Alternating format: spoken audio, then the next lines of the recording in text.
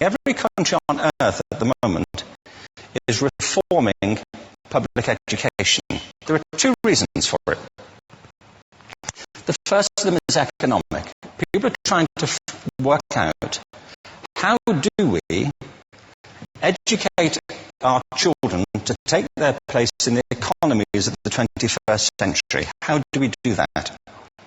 Given that we can't anticipate what the economy will look like at the end of next week, as the recent turmoil is demonstrating. How do we do that? The second, though, is cultural. Every country on earth is trying to figure out, how do we educate our children so they have a sense of cultural identity, and so that we can pass on the cultural genes of our communities, while being part of the process of globalization. How do you square that circle? The problem is, they're trying to meet the future by doing what they did in the past. And on the way, they're alienating millions of kids who don't see any purpose in going to school. When we went to school, we were kept there with a story, which is, if you worked hard and did well and got a college degree, you would have a job. Our kids don't believe that. And they're right not to, by the way.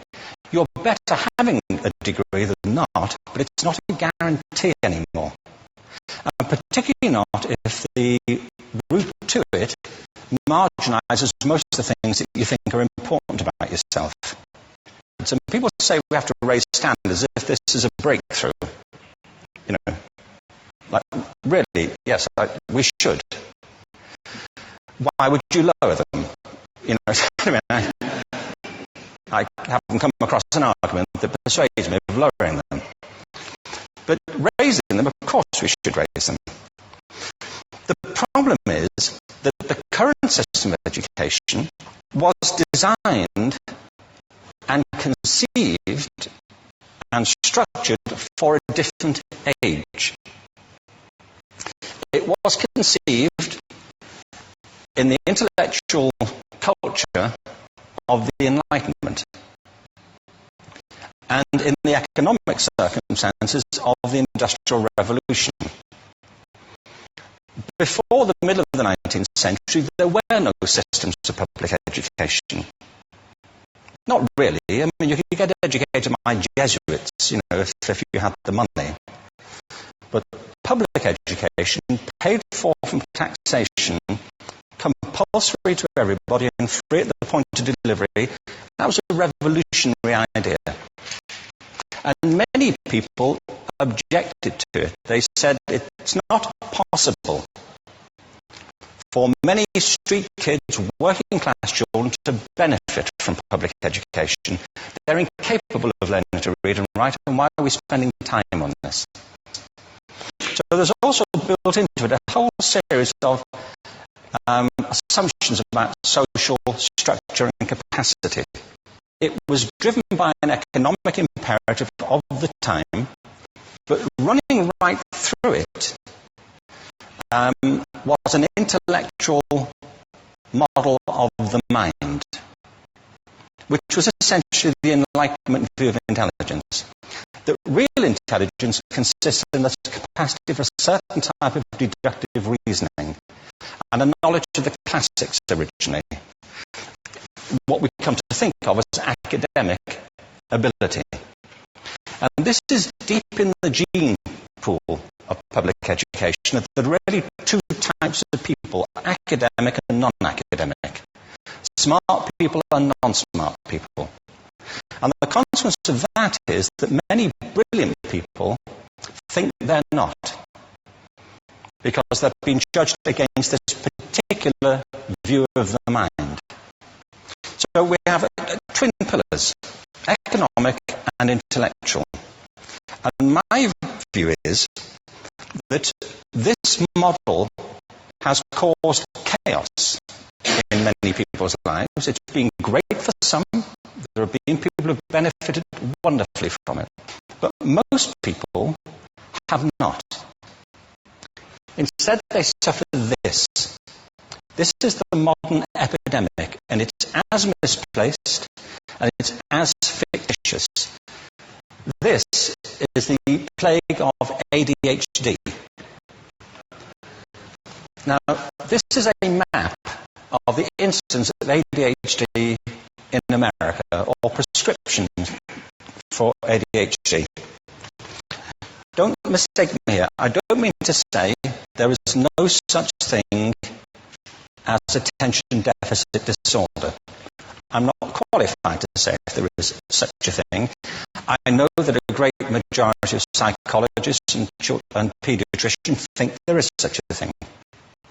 But it's still a matter of debate. What I do know for a fact is it's not an epidemic. These kids are being medicated as routinely as we had our tonsils taken out. And on the same whimsical basis, and for the same reason, medical fashion. Our children are living in the most intensely stimulating period in the history of the earth. They're being besieged with information and calls for their attention from every platform, computers, from iPhones, from advertising holdings, from hundreds of television channels. And we're penalising them now for getting distracted. From what? Boring stuff. At school, for the most part. It seems to me not a coincidence totally that the incidence of ADHD has risen in parallel with the growth of standardised testing. These kids are being given Ritalin and Adderall and all manner of things, often quite dangerous drugs, to get them focused and calm them down. But according to this, attention deficit disorder increases as you travel east across the country. People start losing interest in Oklahoma.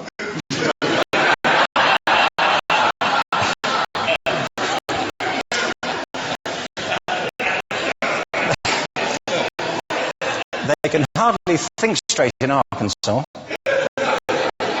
And by the time they get to Washington, they've lost it completely. And there are separate reasons for that, I believe.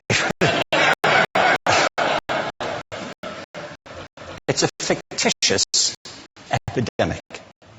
If you think of it, the arts, and I don't say this exclusively of the arts, I think it's also true of science and of maths, but I say about the arts particularly because they are the victims of this mentality currently, particularly. The arts especially address the idea of aesthetic experience.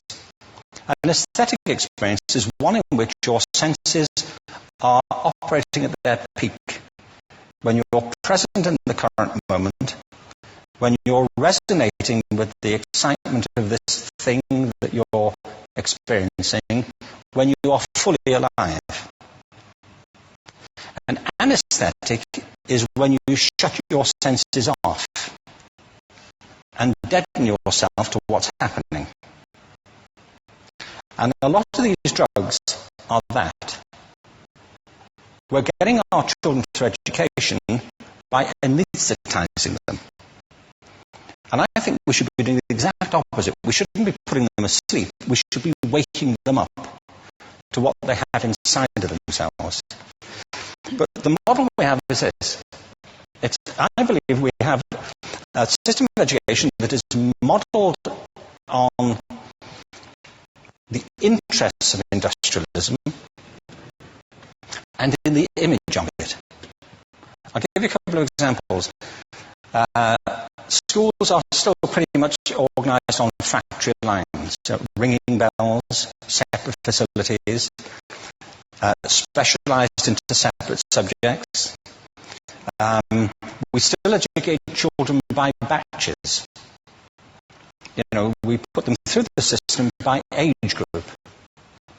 Why do we do that? Why is there this assumption that the most important thing kids have in common is how old they are? It's like the most important thing about them is their date of manufacture. You know what I mean? Well, I know kids who are much better than other kids at the same age in different disciplines. Or at different times of the day. Or better in smaller groups than in large groups. Or sometimes they want to be on their own. If you're interested in the model of learning, you don't start from this production line mentality. It's essentially about conformity, and increasingly it's about that as you look at the growth of standardised testing and standardised curricula. And it's about standardisation. I believe we've got to go in the exact opposite direction. That's what I mean about changing the paradigm. There was a great study done recently of divergent thinking. Published a couple of years ago. Divergent thinking isn't the same thing as creativity. I define creativity as the process of having original ideas that have value. Divergent thinking isn't a synonym, but it's an essential capacity for creativity. It's the ability to see lots of possible answers to a question, lots of possible ways of interpreting a question, to think what Edward de Bono would probably call laterally, to think not just in linear or convergent ways, to see multiple answers, not one. So, there are tests for this. One kind of common example would be people might be asked to say, how many uses can you think of for a paperclip? One of those routine questions. Most people might come up with 10 or 15. People who are good at this might come up with 200. And they do that by saying, well, could the paperclip be 200 foot tall and be made out of foam rubber? Does it have to be a paperclip as we know it, Jim? Now, there were tests for this, and they gave them to 1,500 people. This is in a book called Breakpoint and Beyond. And on the protocol of the test, if you scored above a certain level, you'd be considered to be a genius at divergent thinking. Okay? So, my question to you is, what percentage of the people tested, of the 1,500, scored at genius level for divergent thinking? Now, you need to know one more thing about them. These were kindergarten children. So what do you think? What percentage at genius level? 80. 80, okay. 98%. Now, the thing about this was it was a longitudinal study. So they retested the same children 5 years later, age of 8 to 10. What do you think? 50? They retested them again 5 years later, ages 13 to 15. You can see a trend here, can't you? Now, this tells an interesting story, because you could have imagined it going the other way, couldn't you? You start off not being very good, but you get better as you get older. But this shows two things. One is we all have this capacity, and two, it mostly deteriorates. Now, a lot of things have happened to these kids as they've grown up. A lot. But one of the most important things that happened to them, I'm convinced, is that by now they've become educated.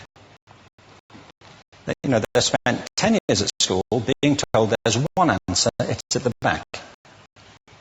And don't look. And don't copy. because that's cheating. I mean, outside schools, that's called collaboration, but inside schools. Now, this isn't because teachers want it this way, it's just because it happens that way. It's because it's in the gene pool of education. We have to think differently about human capacity. We have to get over this old conception of academic, non-academic, abstract, theoretical, vocational, and see it for what it is, a myth. Secondly, we have to recognise that most great learning happens in groups, that collaboration is the stuff of growth. If we atomise people and separate them and judge them separately, we form a kind of disjunction between them and their natural learning environment. And thirdly, it's crucially about the culture of our institutions, the habits of the institution and the habitats that they occupy.